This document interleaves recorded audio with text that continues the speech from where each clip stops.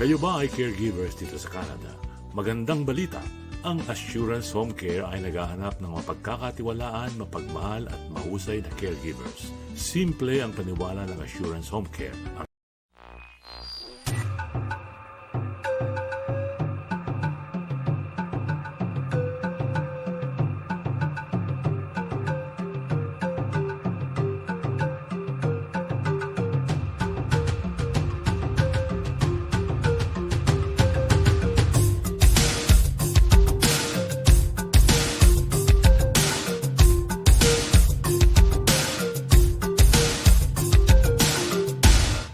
Mga kababayan!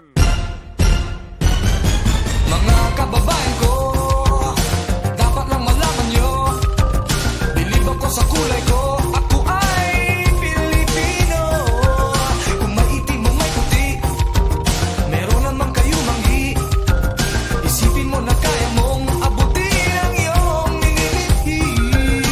Dapat magsumikap at nang tayo di maghirap ang trabaho mo. Pagbutihin mo dahil pag gusto mo ay kaya mo. Kung kaya mo ay kaya niya at kaya nating dalawa. Magaling ang ating yan ang laging iisipin. Pag-asenso mararating kung handa kang tiisin ang hirap at pagod sa problema. Huwag kang malunod, umahon ka, huwag lumubog, pagkat ginhawa naman ang susunod. Mga kababayan ko, dapat lang malaman nyo, bilib ako sa kulay ko, ako ay Pilipino. Kung may itim mo may... Isang mapagpalang umaga po at gabi, hapon. At sana po ay makarating kami sa inyo ng isang maligaya at payapang araw. Yan. Medyo nag-iisa tayo ngayon dito kaya malungkot. Yung pong mga barkada natin ay hindi available at this moment, but that doesn't mean hindi tayo pwedeng magkwentuhan tungkol sa mga bagay na mainit na pinag-uusapan ngayon sa ating bansa. And you are also welcome. Please send in your comments and your opinion about issues that are currently hotly being discussed or talked about sa ating bansa. Isa po sa mga may init na usapin sa ating bansa sa kasalukuyan ay yung nakaraang deklarasyon ni President Duterte. Sabi po niya, hindi daw siya aatras. Hindi daw po niya iaatras yung mga barko ng Pilipinas doon sa South China Sea. Narito po ang isang clip at panoorin natin sama-sama. We have a stand here, and I want to state it here and now again, that yung mga barko natin, nandyan ngayon sa Pag-asa o saan pa, we will not move an inch backward. Ayaw ko makipag-away nga sa China.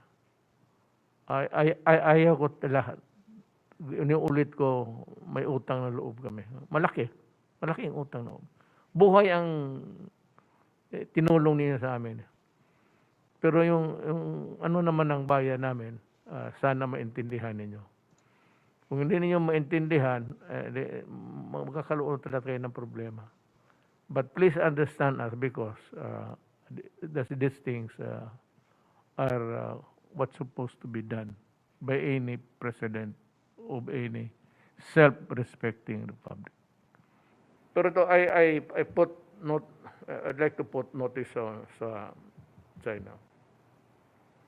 May dalawang barko ako dyan, Philippine government sa which part of the is it paikot-ikot tayo. Ikot-ikot dyan sa may bandang Kalayaan Island Group natin, Mr. President, hanggang dyan sa Mischief Reef. Yung maraming shoal doon, nagpaikot-ikot sila doon. Well, anyway, yung ano sana, it was a 4 months gamble. Totoo lang. Parang ito yung nangyari sa sobra ka pabright pa-ek-ek ng mga expert. They they refuse to see, to look at the environment or the problem in a, yung totoo, yung practical. Kaya ako, sabihin ko as China ngayon, as I've said before, to repeat, I am not ready to withdraw.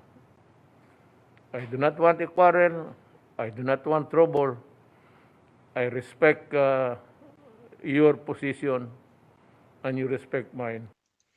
Yan po. Sabi po ni Presidente Duterte, I respect your decision, you respect mine. But he is not withdrawing the two Philippine Coast Guard boats na nandyan nakaposisyon po sa ating EEZ or Exclusive Economic Zone ng Pilipinas.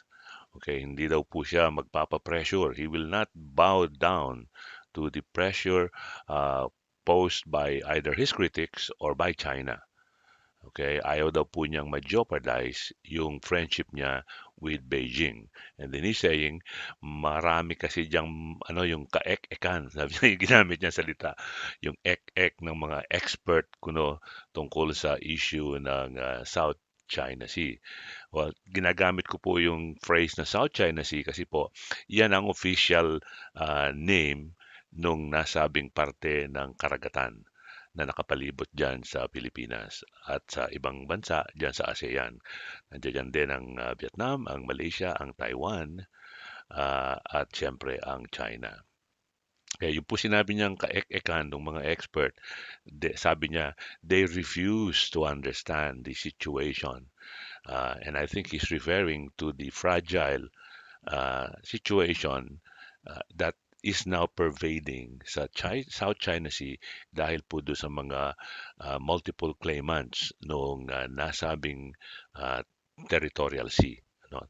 Tayo po ay isa sa mga claimants kasi sinasabi nung mga eksperto daw, lalo na po yung mga kritiko ni Mr. Duterte, na ang Pilipinas daw ay nanalo at nabigyan ng award doon sa Permanent Court of Arbitration, yung PCA po, kung saan noong 2012 ay dumulog ang 2014 ba? Yeah, 2014 dumulog ang Pilipinas sa pangunguna ni Albert Del Rosario, dating Secretary ng Foreign Affairs ng Pilipinas, at sila po ay nag-hire ng mga Amerikanong abogado at dinala nila yung usapin tungkol sa claim ng Pilipinas sa South China Sea na pinangalanan nung kapanahunan ni Mr. Aquino na West Philippine Sea. Pero ang totoo po, pag tinignan niyo yung mapa, wala kayong makikitang West Philippine Sea, makikita lang niyo yung South China Sea. Tayo po ay hindi eksperto sa usaping ito. Tayo po ay nagsasalita lamang para nang sa ganun ay mailabas naman natin kung ano ang ating nasa kaisipan. Hindi po masamang magsalita. Sabi nga nila, we have freedom of speech for as long as that speech carries with it, yung responsibility nung sinasabi natin. Huwag tayo magsalita ng hindi ayon sa katotohanan. Yan. Pwede tayong maghaka-haka, pwede tayong magbigay ng ating mga sapantaha at mga kuro-kuro, pero hindi po ibig sabihin nun na yung sinabi natin, yun na ang tatanggapin ng lahat. Okay? Merong maniniwala, merong hindi. Ganun po ang demokrasya. So sa Pilipinas, hinahayaan naman ng gobyerno na magsalita yung kanyang mga kritiko. Nandiyan dyan yung nagsasabi na dapat daw isakatuparan ni Mr. Duterte yung naging desisyon ng arbitration panel kung saan nga ay nagkaroon ng decision pero hindi po sinasabi sa desisyon na ito na ang Pilipinas ay nanalo. Okay? Una-una po, ang Pilipinas ay dumulog sa arbitration body. Ano ba ang ibig sabihin ng arbitration? Ang arbitration po ay isang procedure kung saan po yung mga dispute o yung mga usapin ay sinusumiti natin by agreement of the parties involved. Okay? Sa isang arbitrator. In this instance, yung arbitrator yung PCA. Okay? Yan po ang magdidesisyon tungkol doon sa usapin, tungkol sa dispute. Okay? So, in choosing this arbitration, the parties they opt for a private dispute resolution procedure instead of going to court. So, hindi po korte yun. It's not a court of law. Okay? At ito po ang naging decision ng arbitration panel. Ang ruling nila ay ipinawawalang bisa yung claim ng China tuon sa 9-dash claim sa South China Sea. Hindi daw po valid yung claim na yon ng China. Kasi po nung unang-unang panahon, ang China may claim dyan. Yung sa nakapaligid na yan sa parteng yan ng mundo. So, yun lang po ang sinabi ng arbitration panel. Hindi po sinabi ng arbitration panel, o Pilipinas, nanalo kayo. Walang karapatan ang China dyan, walang karapatan ang Vietnam, ang Malaysia, at ang Taiwan. Kayo lang ang may karapatan. Hindi po ganoon ang naging desisyon ng arbitration panel. Sabi po ng arbitration panel, kinikilala lang nila yung fact na ang claim ng China, yung 9-dash claim, ay hindi makatotohanan. Yan po ang naging desisyon ng arbitration panel. At yan ay, being ignored by the critics of the current government. At pinalalabas pa nila na kasalanan ni Duterte na nawala yung Scarborough Shoal. When in fact, kung kayo po ay medyo sumusunod sa mga balita at nakikinig, yun pong Scarborough Shoal ay nawala sa Pilipinas nung panahon nung pinalitan ni Mr. Duterte sa Malacanang. Okay? Lumalabas po doon at pinalalabas nung si dating Secretary of Foreign Affairs Albert Del Rosario na yung Scarborough Shoal ay nawala dahil ang China ay hindi sumunod doon sa agreement. Kineklaim po niya na nagkaroon daw po ng brokered agreement between an important American government official na nag-broker daw nung deal na sabay silang aalis ng China. In other words, yung barko ng Pilipinas at saka yung barko ng China ay aalis doon sa Scarborough Shoal. Na ang tawag din natin ay Baja de Masinloc. Pero hindi hindi po nangyari yung ganon. Umalis yung barko ng Pilipinas, samantalang yung mga barko ng China ay nanatili doon. So, kadalasan po sa ganitong mga usapin, possession of a property, in this instance, yung Baja de Masinloc, goes to those who are staying in it. So sila po yun. Kaya anong nangyari nga nun, hindi ba, there was a time before Duterte's government na ang mga mangingisdang Pilipino ay hindi makapangisda sa parting yan ng karagatan. Okay? Only after Duterte came into power and pivoted towards China instead of towards America na nagkaroon sila ng friendship ng presidente ng China na si Xi Jinping kung saan hinayaan na ang mga mangingisdang Pilipino ay muling makabalik sa lugar na yan at makapangisda. Okay. So, yan po ay conveniently being ignored by the critics of Mr. Duterte. Tayo naman po kahit papaano nagbabasa tayo, tinitingnan natin yung mga news at saka opinion ng mga nakakaalam tungkol sa issue na ito. At lumalabas nga po na okay, tayo ay nanalo in a way dahil sa decision na yung China's claim, so 9-dash claim ng China dyan sa South China Sea ay hindi valid. So sa ganung paraan po, parang nanalo tayo. Pero ang katotohanan, wala pong award. There is no award. For an award, for something to be called an award, dapat merong ibinigay sa iyo. O ito ang napanalunan mo. Wala po. In fact, lumalabas po na noong kasalukuyang aktibo pa yung claim natin doon sa PCA, Permanent Court of Arbitration, meron daw pong 5 provision doon sa claim ng Pilipinas na lahat ay winidraw nila. Okay, yung bang sinasabi na paalisin ang China diyan sa Mission Reef, paalisin ang China diyan sa Scarborough Reef, yung mga ganon. Wala pong desisyong ganon dahil tinanggal nila doon sa kanilang isinubmit na na claim. So, yan po ang lumalabas ngayon. Ngayon, marami diyan nagsasabi, napapakinggan natin at nababasa, sinasabi nila, bakit hindi dalhin sa UN, sa United Nations, para ma-observe yung na naging desisyon ng PCA. Ibig pong sabihin nun, halimbawa lalapit tayo sa Security Council, yung po Security Council is decided by unanimity. Ibig sabihin po noon, unanimous ang desisyon. Kahit na meron pong isa doon sa 5 members ng Security Council na yan, kung saan ang China ay isa sa mga signatories, hindi po magkakaroon ng kabuluhan. So kahit dalhin ninyo doon yan, pag sinabi ng China, nope, uh, I will not agree, tapos na ang usapan. Kasi nga po, kailangan unanimous.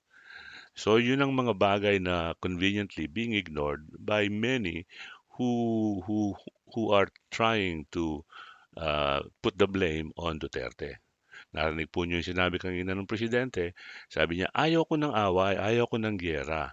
Pero sabi niya, sana naman respetuhin ng mga taong involved ang aking, sabi niya, decision.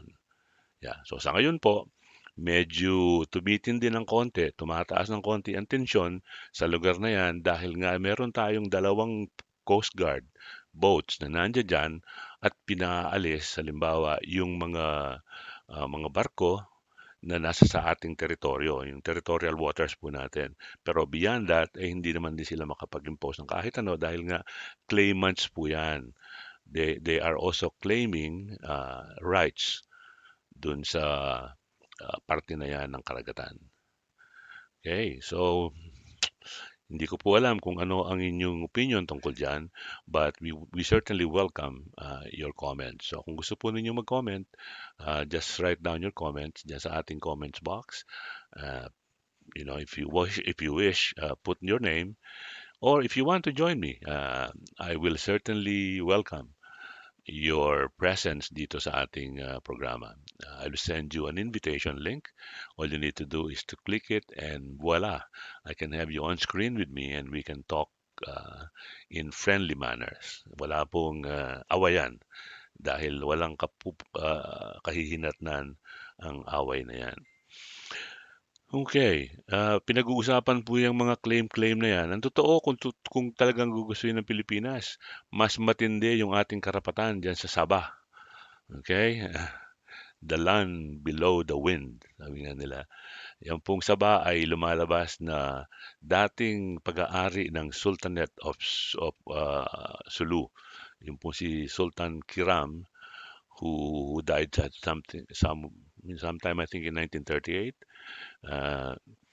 Pero yung pong mga heirs niya, yung mga tagapagmana niya, ay pinagpatuloy ang claim sa United Nations during the organization period of UN, which was, I believe, in 1945, kung saan ang claim po ng heir ng Sultanate of Sulu ay nagsasabing sila ang may-ari niyan. And it seems that they have a rightful claim to the place because, in fact, until a few years ago, Malaysia was paying rent sa Sabah. Sa Makatwid, kung ikaw ay nagbabayad ng renta sa isang propiedad, ibig sabihin nun, ina-acknowledge mo yung may-ari, na yon ang may-ari. So, yun pong istorya ng Sabah. So, we have an outstanding claim sa Sabah na kung tutuusin mo, mas malapit sa atin at again, kung tutuusin natin, ang kalaban mo ay hindi kasintindi ng China. Let's face it, tanggapin po natin ang katotohanan. China is a behemoth, hegemon yan. Isa sa mga pinakamalalaking bansa, isa sa mga pinakamayamang bansa sa buong mundo sa kasalukuyan, and in terms of military powers, well, they have the advantage. I mean, it's scary to think that the Philippines can even match any of its firepowers kung tutusin mo. Hindi po natin sinasabi na pagka ipinagpatuloy yung claim na yan, automatic na yung giyera. Hindi po. Yung pong giyera na yan cannot just be in the form of warfare using guns and ammunitions. Hindi po. Yung pong giyera na yan, kung tutuusin mo, and let's agree to disagree on this one, includes the possibility na ang China ay mag-i-impose lang ng economic embargo, patay na tayo. Okay? Kasi po ang China sa kasalukuyan ang second biggest trading partner ng Pilipinas. So isipin po ninyo, pagka nawala yung second largest trading partner ng isang bansa, imagine the economic woes, yung paghihirap na may eksperyensya ng isang bansa at ng kanyang mga mamamayan. Okay? So, medyo sana hinay-hinay yung mga kritiko ni Mr. Duterte. Lalo na po sa kapanahon ng ngayon. Tanggapin natin ang katotohanan na sa puntong ito, mas importante sa ating mga Pilipino na naghihirap dala ng kasalukuyang pandemya. Okay? Yung pong patuloy na mga lockdowns dahil gustong sugpuin or kontrolin kahit papaano yung paglago nung dami ng mga cases ng COVID. Matindi pong parusa yan sa ating mga mamamayan. In fact, marami tayong nakikita dyan na mga pictures and videos of Filipinos really suffering. Yung pong mga lalo na yung nasa laylayan, sabi nga nila, ng ating lipunan na dati nang mahirap, lalo pang naghihirap ngayon. Maraming kumpanya, maraming negosyo ang nagsara, maraming tao ang walang trabaho. Pero ang binabanatan ng mga kritiko ng gobyerno ay yung tungkol sa South China Sea. Okay, so marapat bang yan ang unahin natin ngayon? Hindi ba dapat ay mag-concentrate tayo kung papaano natin masusugpo yung problema ng kabuhayan ng marami sa Pilipinas. The economy of the Philippines is definitely suffering. In fact, the Philippines is now officially on recession. Okay, so matindi po ang paghihirap. Of course, hindi lamang ang Pilipinas ang dumaranas ng ganitong hirap. Kaya nga nakapagtataka that despite this, this condition where many in our country suffering, yung pong mga tao na sa tingin naman natin ang sadya ay politika lamang, patuloy pa rin sa kanilang mga ginagawang ito. Naniniwala ba sila na ang mga Pilipino ay sumasang-ayon? Maaaring merong ilan dyan, pero majority of the Filipinos, I don't think so. I'm one of those who do not believe that what they're doing is the right thing to do these days. Siguro po, kung tapos na itong pandemyang ito, okay, magbalitaktakan muli tayo. Karapatan nating sabihin yung gusto nating sabihin, di ba? Pero siguraduhin lamang natin na responsable tayo sa ating mga binibitiwang salita. Hindi po tayo pwedeng magsabi lamang ng kung ano-ano. At paratangan, halimbawa, si Duterte ay walang ginagawa. Okay? Alam naman po siguro natin kung ano ang kaibahan nung kapanahunan ni Mr. Aquino at sa termino ni Presidente Duterte. Marami pong mga palpable proof na pagpapatunay na kahit papaano ay maraming nagawa ang administrasyong ito sa ikauunlad ng bansa. Hindi lamang ngayon, kundi sa maraming bukas. Okay, halimbawa yung build po niya, nakita natin, di ba? Natutuwa tayo and we pay respect and really admire what Secretary Mark Villar of the DPWH has done pagdating po sa mga infrastructure sa Pilipinas. Ganon din yung mga nagawa ng DOTR ni Secretary Tugade, kung saan maraming mga airport ang mga naitayo, ang mga ports. So, yan po ay maaaring hindi bigla ang maramdaman natin yung benepisyo. Pero in the long run, yan ay makabubuti sa ating bansa. yung flow of business, halimbawa, yung farm to road, medyo mas maganda na ngayon kasi mas maraming mga tulay at mga konkretong kalsada ang binuo ni Secretary Villar, which is part of the Build, Build, Build. Yung pong mga proyektong yan ay naging makatotohanan lamang dahil doon sa mga pondo, yung mga funds na ipinautang loan or some of them are given, for example, by countries friendly to the Philippines. Una dyan ang China at ang Japan. Okay, so wag po natin kalimutan na si Duterte po sa kasalukuyan ay patuloy sa kanyang mga ganyang project. Yung pong mga miyembro ng kabinete niya na masasabi nating very, very efficient sa kanilang positions. Okay, it's now 25 minutes past 9 o'clock.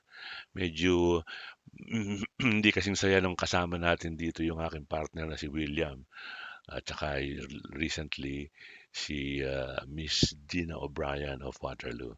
Meron tayong few comments here. Sabi po ni Aimee Berengel Duga Duga. Hello daw po from Hong Kong. Hello po Aimee Duga Duga. Kumusta po kayo dyan sa Hong Kong? Hello din to you, Tita Vanch Pulpulaan. Magandang gabi. Are you in Singapore or are you in Davao? Yan. So patuloy lang po ninyo ang inyong mga comments. We truly appreciate your support. Okay. Tignan natin ano ba ang ating masisilip dito. Alright. Meron tayong mga gustong pasalamatan. Let's see here. Give me a few minutes here. Tignan natin kung ano ang balita sa ating mga kababayan dyan. Okay. Oh, yung pong salamat po kay Admin Sabel Kulot Billones. Ang nag-post po ng attendance banner ng TalakBayan for today, May 16, 2021. Sabi po niya, ang pag-ibig ay parang balon. Balon o balloon? Balloon, kasi lilipad eh. Ay parang balloon, lilipad kung saan pagkatapos mapagsawaan. Ano daw? Okay, well, thank you, Gertrude. Thank you, Isabel, for posting today's banner. And let's say hello to those who at least registered for today's program of Talakbayan. Andiyan po si Cherry May Licaniel Victoria of Hong Kong. Thank you, Cherry May. We also have Sabel Kulot Millones. Present din daw po siya. Si Maru Caniega Moore. Ayan, lilipad daw sa WhatsApp. Si Mila Sabiñano po na nasa sa Lucena City sa kasalukuyan says present. Hello, Mila. And then, ang ating paboritong OFW composer-singer, the very amiable and prolific songwriter, Ronilo Victoriano, who is currently in Denmark. Napanood po ba ninyo si Katinig Ron doon sa show ni Karen Davila? Karirin mo yan. Yan, nandun po siya. Talagang si Ron is going places. More power to you, sir. Si Lenny Gagalang ay nagsabing present din daw po siya. Si Lenny po ay nasa Singapore. And I remember yesterday when we announced the winners of the Ikakasal Ka Na Pala singing contest. Si Lenny po ang naging matagumpay na magtamo nung first prize. So for that effort, she's been declared the champion of Ikakasal Ka Na Pala singing contest with her partner, if I remember right, Faith Aguilar. Yeah, that was a beautiful tandem. And for that effort, Lenny and Faith Aguilar won 10,000 pesos. Yan. And then, nagpangalawa po dun sa pa-contest na yan, if I remember right, si Donatila Bartolome Perez ng Hong Kong, isa po siya sa ating mga admins. And then, kasama naman niya si Eds Garcia. Okay, and I think Edge is in the Philippines. So yung tandem po nila ay nagwagi ng second prize and the equivalent money of 5,000 pesos. And for third, nanalo si VJ Mission at saka si Maru Canegamor ng Singapore. Yan. And then, 6 po silang nag-submit ng entries. All of them, we appreciate their effort and their pagiging sportsman. Okay, that was really nice. Very friendly competition. All of them were congratulating one another. Yun pong naging consolation prizes natin na nandyan si Isabel Kulot Billones, kasama niya si, hindi ko na maalala yung pangalan ng katandem niya. Ah, Tapos si Sonia Magbanwanaba, kapartner naman niya si Lauren Taburnal, and then si Admin Susain, uh, ang kapartner naman niya ay si James Nunez ng Pilipinas. And the consolation prizes has won 2,000 pesos. So split po sila. And again, our appreciation for your effort and participation. Maraming salamat po, Tinig Pinoy admins at ang inyong mga katandem. Okay, nasa sa attendance banner din po si Marilu Vitog ng Singapore, Angie Feguantia Igron says present, and we have Angile. Angile. Hindi nilagay ni Angile kung taga saan siya. Si Boyet Huntaria Emboltura, kasama din po natin dyan sa attendance. Si Grace Cruz ng Hong Kong. Si Janice Pulgado Alvarez na nasa Mandaluyong. Si Susan Crystal J says present. Si Renz Magtang says in. Pogi si Renz, ha? And yan po. Salamat po sa inyong pag-acknowledge dun sa attendance banner natin. Again, courtesy of Sabel Kulot Bilyones. Alright. So, balikan po natin ang ating munting palatuntunan today. Ikalabing isa. Teka, ikalabing-anim ng buwan ng Mayo, taong 2021. Okay. Sabi po ni Amy Berengel Duga-Duga, she's doing good. That's nice. Ingat po kayo dyan. Mukhang medyo binabalikan tayo ng COVID. Ano? Maraming bansa ngayon, nakatulad ng Vietnam at ng Thailand na dati-rati ay medyo na-control na nila yung pagdami ng kaso ng COVID, mukhang binalikan na naman sila ng COVID. Parang second wave sa kanila yan. Dito po sa amin sa Canada, hindi nyo na itatanong, kami po ay kasalukuyan pa rin naka-lockdown. Okay? In fact, in-extend na naman ng 2 linggo ng gobyerno ng Ontario ang stay home uh, control para makontrol yung pagdami pa ng mga COVID-19 cases. Contrary to what people in the Philippines are saying, lalo na yung mga kritiko ni Mr. Duterte, dito po sa Ontario, napakarami na naming lockdowns dito. In fact, medyo nakakasuya na kung tutuusin mo. I mean, like business has come to a standstill for most. And yung social lives ng mga tao dito ay talagang kontrolado. Halos hindi na makapagkita-kita ang mga pamilya at ang mga magkakaibigan. Case in point was on Mother's Day, a lot of families were not able to enjoy the company of their mom kasi nga po doon sa pinagbabawal ni hindi po tayo po pwedeng magsama-sama sa loob ng isang tahanan, halimbawa ng sobra sa 5 yung mga nando doon, lalo na kung hindi sila part nung social bubble nila. So, kung hindi kayo doon sa roon sa bahay na yon, hindi kayo po pwedeng magsama-sama at maaari kayong pagbayarin, pagmultahin ng gobyerno kung kayo po ay mahuhuli. Yeah, nung pong birthday nung anak ko, kwento ko lang sa inyo, kami po ay hindi naman magkakasama sa isang bahay. My daughters are together, staying in the same house, but I don't. So nung magkita-kita po kami, like what we have been observing even before this month's lockdown, lahat kami nakamas sa kotse, and then we don't even hug. Pinaka-closest contact na po namin yung fist bump. Ganyan. Hindi naman yung Duterte, ganito lang po. Okay, yun lang po ang pinaka-closest contact namin. And we even had the lunch, yung pong birthday lunch ng aking anak na nag-celebrate ng kanyang kaarawan noong 14, outdoors po namin ginawa. We went to a park and doon namin sinelebrate, doon namin in-enjoy yung konting pagkain na inihanda namin. So ganun po ang epekto sa mga mamamayan ng Ontario. Ontario is a province of Canada. And that is also true for most. We say hello. Did we say hello to Maria Teresa Maganaka already? Yeah. Sabi ni Amy, salamat daw. She feels here na domestic helper ang sinisisi kung bakit merong ulit ang virus. Mandatory po kami lahat OFW for second time around for swab test. That is awful, ano ha?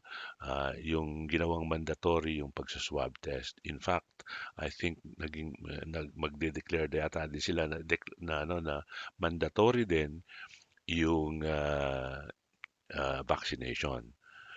Okay, which is not true for the Philippines. Sa Pilipinas po, karapatan ng mamamayan na hindi sila magpaturok ng anti-COVID vaccine. So those are the small liberties that we enjoy despite the urgency, despite the direness of the situation, the current situation we are experiencing, not only in the Philippines, but all over the world. Okay. Somebody is trying to call me, although I'm on the radio right now.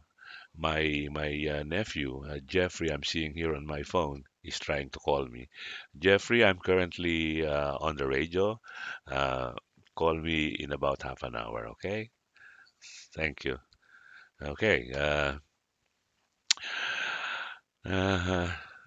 kinancel na para yung mandatory vaccination. So, ginawa na lang voluntary sa Hong Kong according to Amy. That's good. Kasi katawan natin yung lalagyan ng injection. Although, somehow, meron din tayong katungkulan na kung ayaw nating protektuhan ang sarili natin, ayaw nating magpa-vaccinate, paano naman po yung mga taong posibleng mahawa natin kung tayo ay carrier ng virus. So, pag-isipan din po natin yung punto na yan. Pero bago tayo magpatuloy, gusto kong i-share ang isang napakagandang awitin. Pinag-uusapan na rin lang natin ng COVID. Pakinggan po natin ang ating kaibigan si Katinig Alon Rene de la Rosa sa kanyang awiting Laban Lang.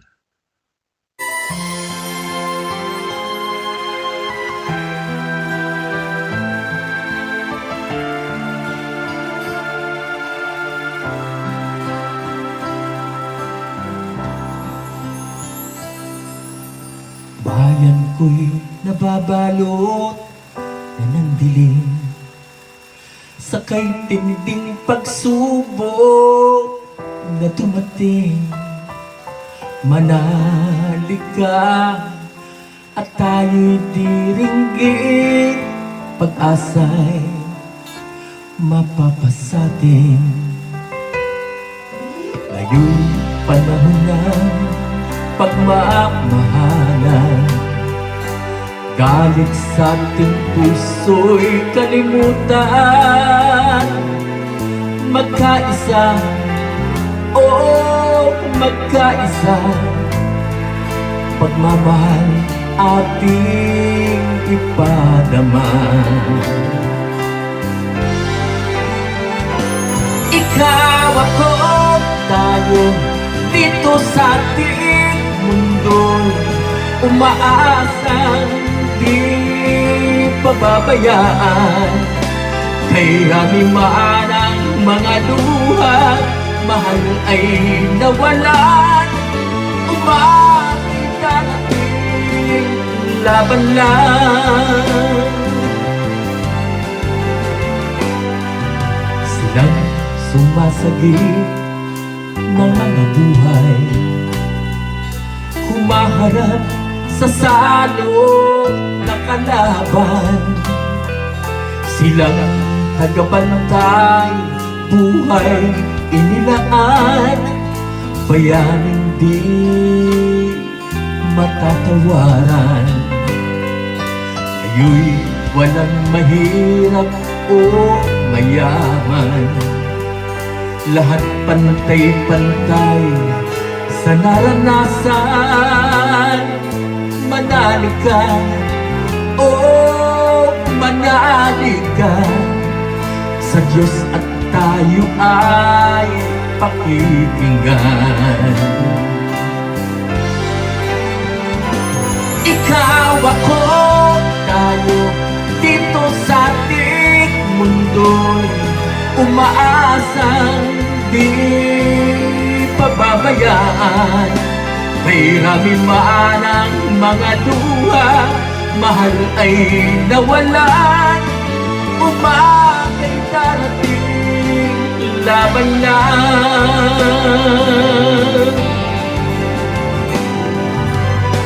Di tayo dapat panghinaan sa ating nararanasan. Ikaw, ako, tayo dito sa ating mundo'y umaasang di pababayaan. Kailangan man ang mga luha, mahal ay nawalan, upangin na natin laban lang. Huwag tayong susuko, laban lang.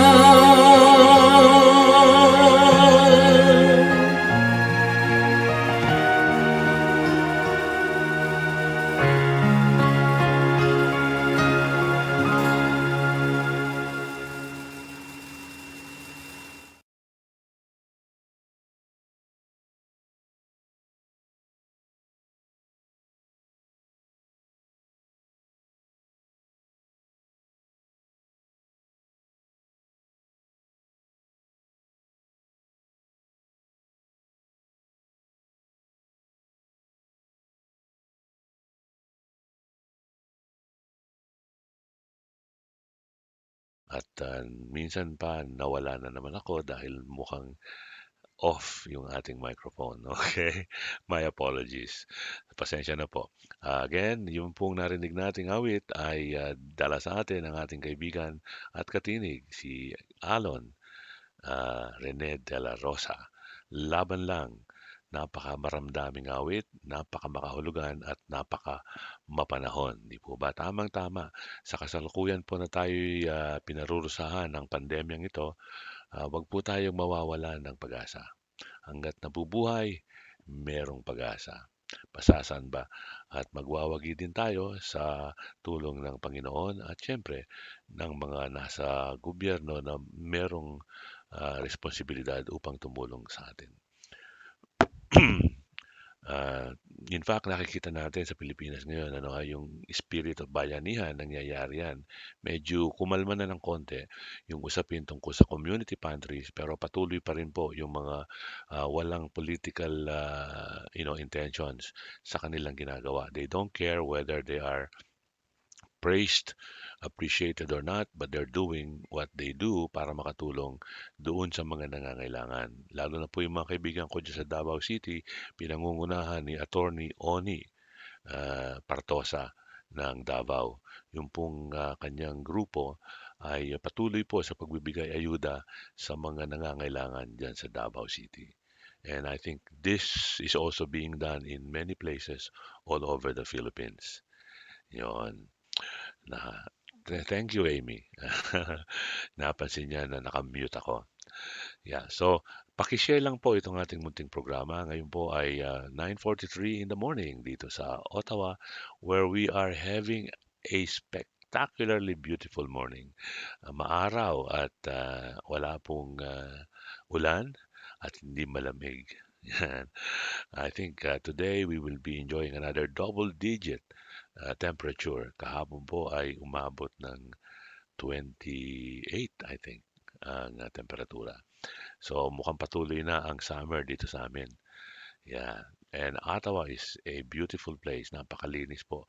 Kung kayo magagawi sa parteng ito ng mundo, bisitahin po ninyo ang Ottawa, isama ninyo sa itinerary ninyo. And you can also reach out and contact us kahit pa paano po. You can always communicate with us through Facebook. Okay. Uh, ano ba pinag-usapan natin ngayon? So, sa paningin ko po, ang nangyayaring ito sa Pilipinas, kung saan ay patuloy na binabakbakan ng marami sa kanilang kaek-ekan, sabi nga ni Mr. Duterte, yung tungkol sa umano ay hindi ipinatutupad ni Mr. Duterte na decision ng arbitral court, palagay ko ang dahilan dyan ay politika. Okay? And all of I would assume, and I think I would be right in saying na ang Pilipinas ngayon is going gaga over the prospects of the 2022 elections. Napakarami ng personalidad ang naglalabasan na nagpapakita ng interest. Some of them are being coy about it. Kunwari, hindi sila interesado, pero meron namang lantaran na nagsabing interesado sila. Doon po sa mga lantaran, unang-una dyan si Trillanes, dating senador na Trillanes, na nagsabing kasi daw hindi naman tatakbong presidente si Vice President Leni Robredo, siya ang gusto niyang maging official candidate ng grupong bagong tayo na pinangungunahan ni dating Supreme Court Associate Justice Antonio Carpio. Okay? Yung grupong ang tawag nila Isang Bayan. Pero pag binasa mo at hindi mo alam na yun pala ang pagbasa, nakalagay doon number 1 tapos sambayan. So, 1 sambayan or isa sambayan. Sabi ng ibang mga wise guys, ano raw ang ibig sabihin daw noon? Isang sampayan. Doon daw po isasampay lahat yung mga kandidato ng grupong yan para ibilad sa araw. Anyways, nakatutuwa ang Pilipinas. So, si Trillanes po nagsabing siya definitely is running for presidency. Ano sa tingin ninyo mga kaibigan nakikinig at nanonood? May pag-asa po ba si dating Senador Trillanes? Alam po ba ninyong once upon a time si Mr. Trillanes ay naging bisita natin dito sa Tinig Pinoy Radio? I think that was at least over 10 years ago. Over 10 years ago. Bumisita po siya dito sa Ottawa and then we had him interviewed sa Tinig Pinoy. In fact, doon po sa clip kanina, pinutol ko lang kasama yung pagbati niya doon. Pagkatapos, sabi nung kampo ni Vice President Leni Robredo, yung speaker po niya, si Barry Gutierrez, sabi niya, oh no, we never said that VP Robredo is not running. And, everything is still in the open. Ang inaasikaso ngayon ni BP Robredo ay ang makatulong sa bansa, makatulong sa mga nangangailangan, dala ng paghihirap ng pandemyang ito, which is nice. So sana po totoo yan. Sa makatwid, hindi sinasarapan ni BP Robredo yung kanyang option na tumakbo bilang presidente ng bansa sa 2022. Pero meron po nagsasabi na malamang tatakbo siya bilang gobernadora ng Camarines Sur. Kasi po taga Naga City si BP Robredo. Pero recently parang nakita yata siya may nag-post online na nag-register siya bilang resident ng isang town outside Naga City. Which indicates that, could be a ploy to run eventually as a governor candidate for Camarines Sur. Matindi ang labanan dyan. Malalaking political figure ang makakalaban ni Mrs. Robredo dyan. Una na yung mga Villafuerte family na matagal na naghahari-harian sa Camarines Sur. Alam naman natin ng Pilipinas, may kanya-kanyang turf yung mga political dynasties dyan. Buhat sa lolo, sa anak, sa apo, sa asawa, yung iba sa kabit. Totoo po yan. Mag-research kayo. Meron diyang kabit ng isang dating mayor. In fact, yung mayor na yan, naging senador, naging vice president, at naging presidente pa. Yung kabit niya dati, naging mayor ng isang progressive city in Metro Manila. Okay, wala daw pag-asa si Trililing, sabi ni Maria Teresa Maganaka. Okay, sabi mo yan, hindi ako nagsabi niyan. So, isa pa sa mga nagsabing malamang tatakbo siya dahil tapos na yung termino niya as senator, si Senator Richard Gordon, who is my idol pagdating sa pamamahala ng Red Cross. Under his leadership, ang Red Cross po ay talagang ginagawa yung mandato na nakaatang sa kanila. And then, meron po nagpapatutsada, si Panfilo Lacson daw po ay mukhang nag-aambisyong uling tumakbo. I said uli dahil tumakbo na pong presidente yan pero hindi naging mapalad. At meron din pong kuro-kuro o ugong-ugong na maaaring si Tito Soto ay tumakbo. Pero meanwhile, meron pong polls. Yung pong polls na ginanap sa Pilipinas, marami na po itong polls na to, lumalabas ang mga ah, frontliners, ang mga front runner, hindi po frontliner, front runner, yung pong mga nasa unahan ay si Mayor Sara ng Davao City, si ah, Senator Grace po, na dati na tumakbo pero natalo kay Duterte, si Mayor Isko Moreno ng Maynila, and then si Senator Manny Pacquiao. Ayan. So yung pong mga pangalan na yan ay lumabas sa mga polls. Okay? Although si Mayor Sara ay nagsabing hindi siya interesado tumakbo at ganoon din ang sabi ni Presidente Duterte na ayaw niyang tumakbo ang kanyang anak na kasalukuyan ay mayor dahil sakit lang daw po ng ulo. But who knows? There was a time when the then Mayor Duterte of Davao also said he wasn't interested in running. In fact, last minute, hindi nga siya nag-register, di ba? Ang nag-register under the PDP Laban Party yung si Dino. Pagkatapos inilipat na lang kay Duterte yung intent to run as president of the country. So who knows? Isa pa sa mga maugong na talagang mukhang may intensyong tumakbo ay si Senator Manny Pacquiao. More popularly known outside the world of politics as Pacman. Alam naman natin na yung pambansang kamao. Yun. In fact, being criticized now for having said mukhang patutsada kay Mayor Duterte, kay Presidente Duterte, na sinabi niya, dati-rati may jet ski pa siya, Tingin ko medyo kulang. Sabi niya, kulang daw yung aksyon ni Presidente Duterte sa tungkol sa sa West Philippine Sea. Gamitin natin yung term na ginagamit ng mga Pilipinong politiko, West Philippine Sea. Yan. So, for that, marami pong nang-bash kay Senator Pacman sa pagsasabi ng ganyan. Kasi wala daw utang na loob, knowing na kahit paano si Duterte is one of the people responsible for his political ascent. Alright, sino pa ba? Tahimik si Isko Moreno, walang sinasabi. Although recently, medyo nagparamdam siya, sinasabi niya, napakabagal daw nung release nung COVID vaccine. Maaaring totoo yan, although marami rin nagsasabing, like ang Makati, halimbawa, ang Makati, sabi po ni Mayor Binay, nandiyan yung mga vaccine pero yung mga residente ng Makati, they don't want to step up and have themselves vaccinated. Ganon din po sinasabi ng Quezon City. So yung mga ibang mga town mayors or city mayors sa Metro Manila, wala namang sinasabing napakabagal daw ng release ng mga vaccine. Pero posible yan kasi ang nangunguna dyan sa DOH yung pa ring sakit ng ulo ng marami, no? Sinusuka na ng maraming tao yan. And I'm talking about Secretary Duque. Like mukhang kulang talaga sa aksyon si Mr. Duque. There is so much to be desired, but it seems that the president is hell-bent into keeping him into his position as Secretary of Health. I don't know why, and many people are asking why and why not. Anyways, so bago po tayo magpaalam ng tuluyan, ngayon po ay 9:53 na. Again, sabi po ni Maria Teresa Maganaka, Manny Pacquiao is running for president daw. Meron siyang daw. Okay. Ito pong awitin na ito ay talagang nagustuhan ko nung unang marinig ko.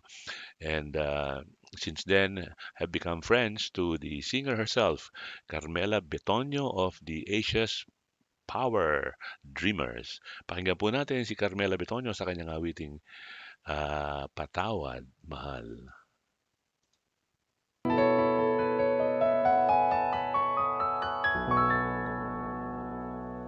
Sa puso ko'y wala nang iba, pangalan mo'y nakaukit pa. Pangarap ko'y tayong dalawa, asahan na.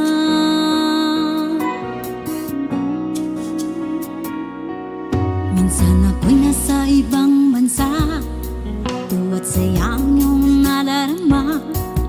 Sa tuwing ako'y tumatawag sa'yo, kapag umaga, ngunit bakit kailangan gawin ko sa'yo na ika'y aking saktan kahit ako'y iyong mahal na mahal? Simula noon pa man, bakit kailangan pa? Bakit kailangan pa? Bakit kailangan pa gawin ko sa'yo na ika'y aking saktan kahit ako'y iyong mahal na mahal? Simula noon pa man, bakit kailangan pa? Bakit kailangan pa? Patawad, mahal.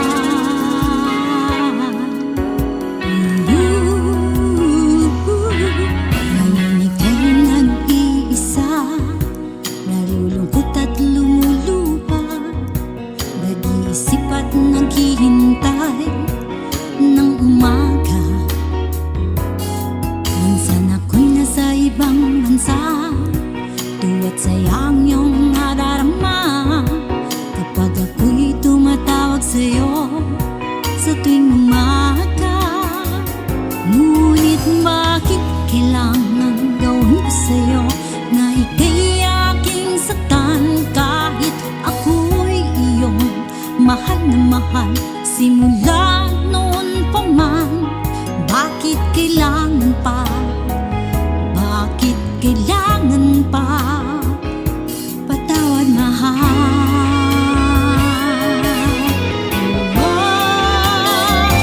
Bakit kailangan pa gawin ko sa'yo na ika'y aking saktan kahit ako'y iyong mahal na mahal? Simula noon pa man, bakit kailangan pa? Bakit kailangan pa?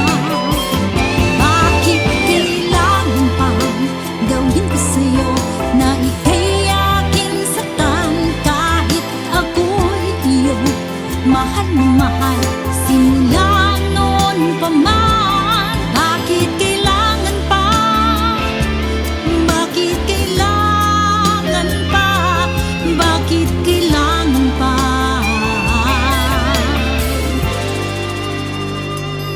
Patawad,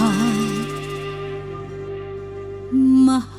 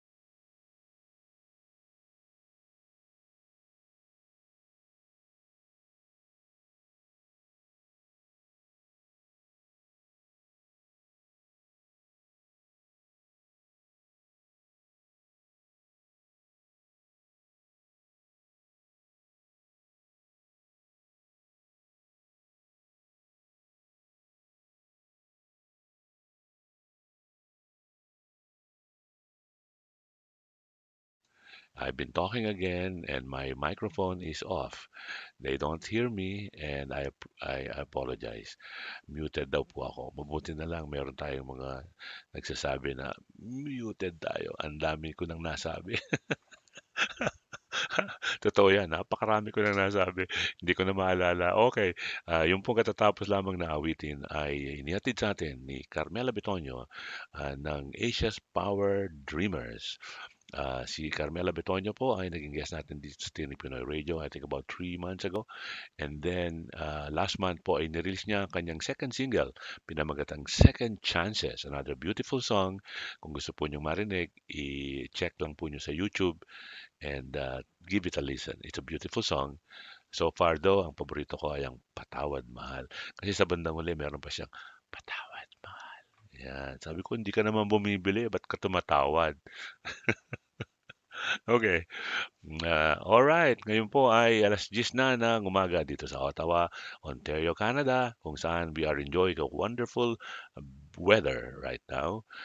Sa punto pong ito'y nagpapaalam ang inyong kaibigan Dan De Castro upang muli pang imbitahan kayo next week. Samahan po ninyo kaming muli pag Sabado po at 9 p.m. Manila time ay ang ating Tinig Pinoy Special Edition, which is also being replayed every Tuesday evening at 6 o'clock sa CKCU 93.1 FM, ang ating host station or mother station. And then, every Sunday at 9 p.m. Manila time ay ang inyong talakbayan sa Tinig Pinoy. And hopefully by next Sunday, meron tayong kasama dito para mas masaya ang ating kwentuhan tungkol sa mga may init na usapin na nangyayari sa ating mahal na bansang Pilipinas. And with that, I'd like to say hello. Thank you po. Maraming salamat sa inyong suporta, pakikinig at panunood. Hanggang sa muli, ito po si Dan De Castro, namamaalam. Thank you, thank you. God bless us all. Bye-bye.